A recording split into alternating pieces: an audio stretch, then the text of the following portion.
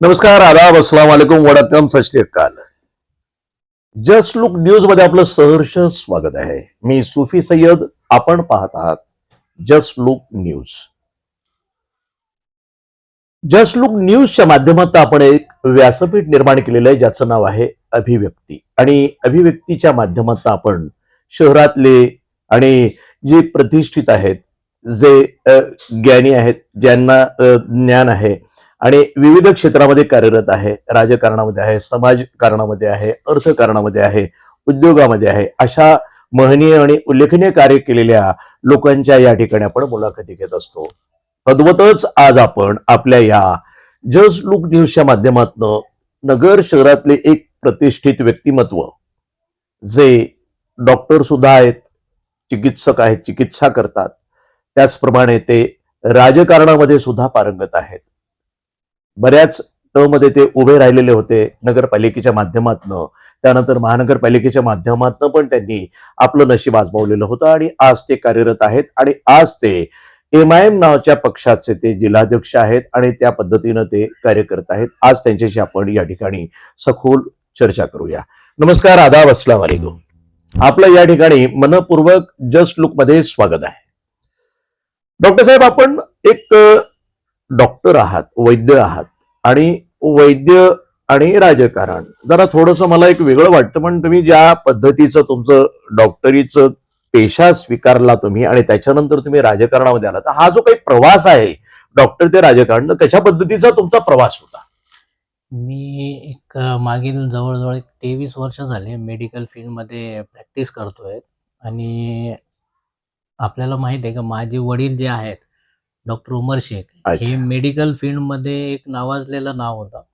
त्याचबरोबर जे पॉलिटिकल जो वारसा आहे तो मला माझे वडील डॉक्टर उमर शेख आणि माझे मामा सय्यद इर्शाद अशरफी यांच्या माध्यमातून तो मला पॉलिटिकल वारसा मिळाला आहे. म्हणजे तुम्हाला बाळकडू अगोदरपासूनच मिळालेला होता? हां, कारण आता जुने जे लोक आहेत त्यांना माहित आहे की डॉक्टर उमर शेख एक असं नावाजलेलं नाव आहे. बरोबर. त्या इलेक्शनमध्ये कोणताही इलेक्शन असो, स्वतःच्या अस्तित्वासाठी, समाजाच्या अस्तित्वासाठी लढणारा एक व्यक्तिमत्व होते. हं.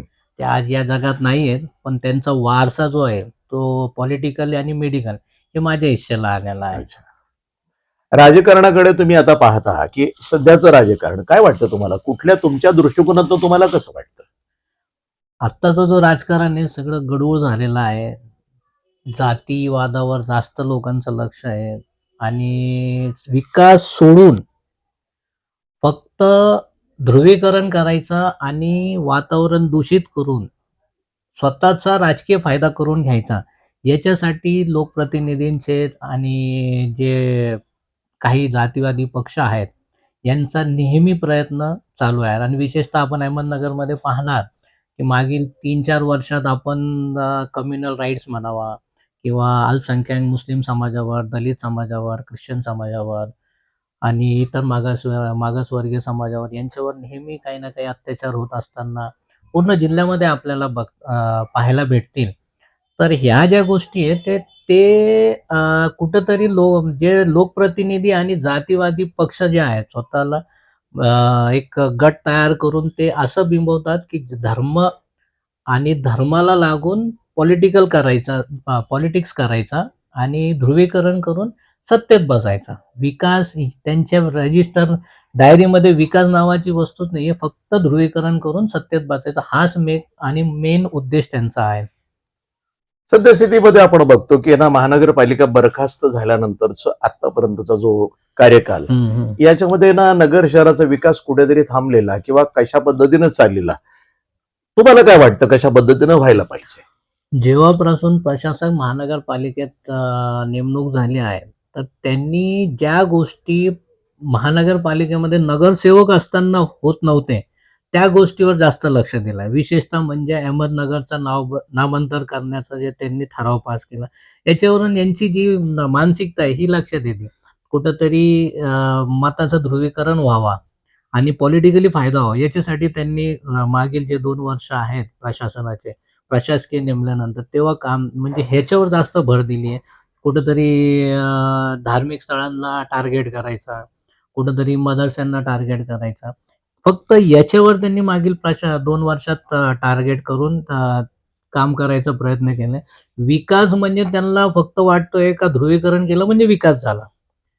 आणि हे म्हणजे कोविड नंतर जे आपले शोकांतिका आहे का 2 वर्षात जेवढा विकास अहमदनगरचा व्हायला पाहिजे होता, तसं पाहायला गेले तर ज्या पद्धतीने सेक्युलर माणूस म्हणून ज्या माणसाला निवडून दिलं अहमदनगरकरांनी, तर आता कुठेतरी कोणतेही समाज म्हणजे मुस्लिम समाज असो किंवा इतर समाज असो, त्यांना असं वाटतंय कुठेतरी आमच्याबरोबर दगा झालाय, धोका झालाय.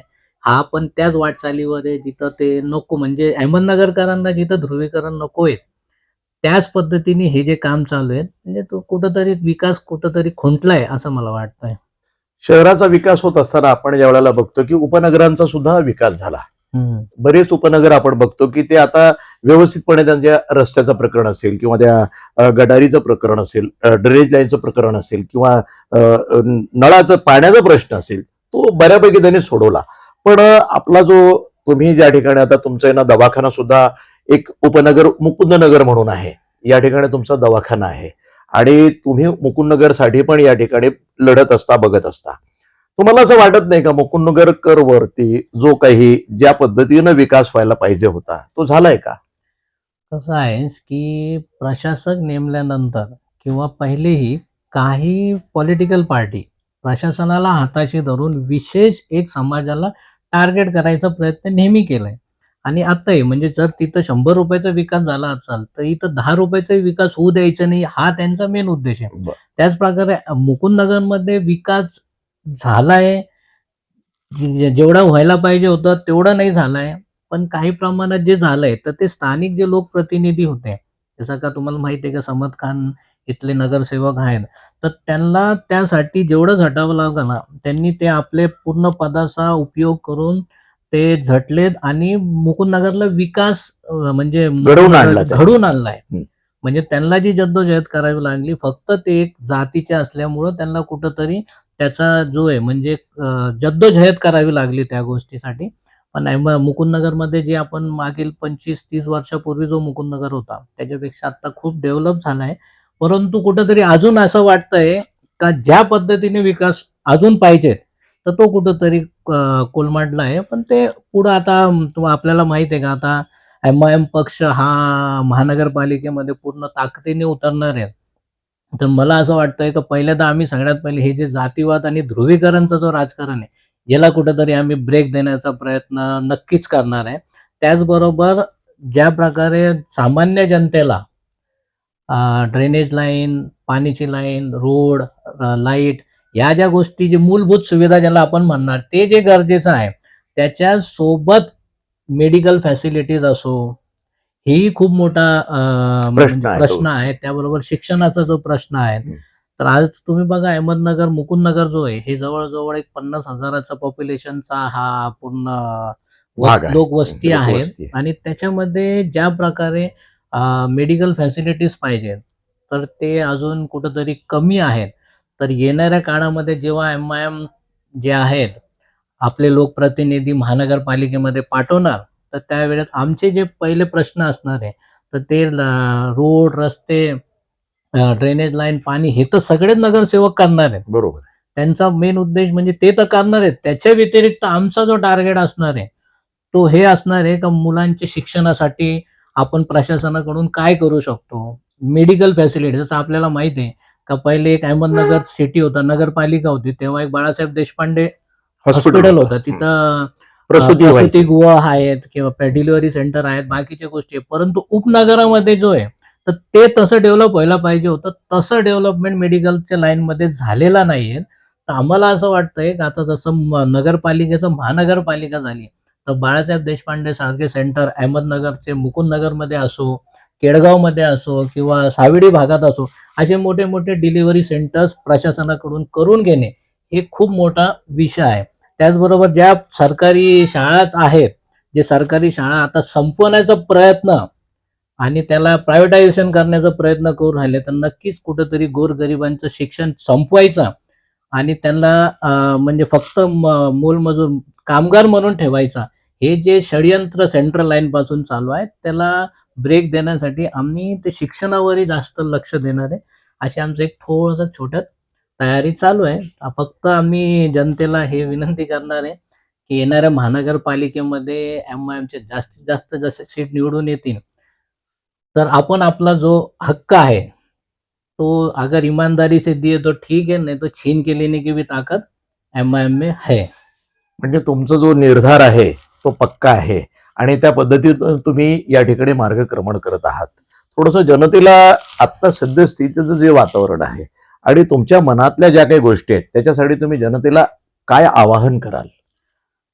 अहमदनगरमध्ये जर जातीय तेढ जो निर्माण होत आहे, त्याला संपवायचा असेल, स्वतःच्या घाणेरड्या राजकारणासाठी जर कोणी मतांचा ध्रुवीकरण करत असेल, जाती-जातीमध्ये तेढ निर्माण करत असेल, तर सामान्य जनता, तो कोणत्याही समाजाचा असो, सामान्य अहमदनगरकरांनी त्याला ब्रेक देण्यासाठी पर्याय जो आहे, तो पर्याय निवडावा आणि अशा लोकांना महानगरपालिकेमध्ये पाठवावा, जे सामान्य जनतेचा विचार करणार आहेत, त्यांना जे मूलभूत सुविधा आहेत, ते पुरवण्यासाठी मदत करणार आहेत आणि हे जे घाणेरडे जातीवादी राजकारण करत आहेत आणि महापुरुषांचं नाव घेऊन स्वतःचे जे फायदे करत आहेत, यांना कुठेतरी ब्रेक देण्याचं काम सामान्य जनतेने जर केलं, तर नक्कीच अहमदनगर जो आहे, का आपल्याला माहिती आहे औरंगाबाद आणि पुणे डेव्हलप होतं आणि अहमदनगरमध्ये एम-आय-डी-सीचंही ठप्प झालेली आहे. तर या गोष्टीलाही कुठेतरी जे आहेत, तर सामान्य जनतेने जर अशा लोक जे आहेत, जातीवादी लोक आणि ध्रुवीकरण करणारे लोक यांना जर ब्रेक दिला, तर नक्कीच अहमदनगर जो आहे,